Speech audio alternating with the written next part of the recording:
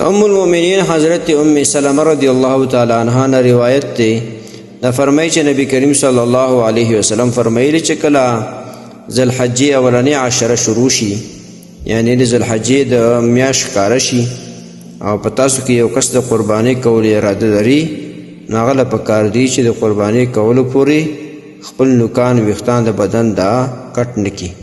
د دې حدیث روایت صحیح مسلم کړی دی. محترم مسلمانانو ورونو، چې کله د ذل حجې میاشت اخکاره شي او ذل حجې میاشت شروع شي او څوک قرباني کول غواړي نو هغه دپاره مستحب عمل دا دی چې هغه د قرباني د کېدلو پورې خپل نوکان وغیره کټ نه کړي.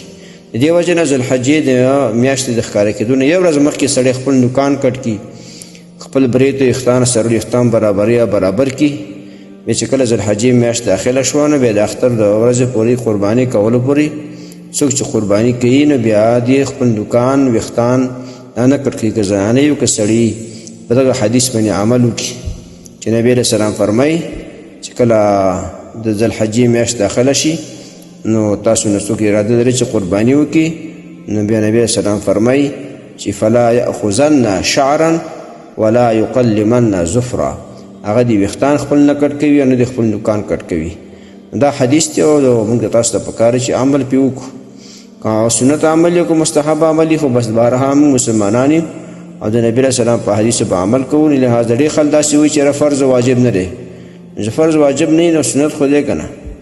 دغه عمل وکړئ چې قرباني کولو مې اراده وي او ذل حجې میاشت داخله شوه بیا د خپل بدن ویښتان نوکان مه کټ کوئ.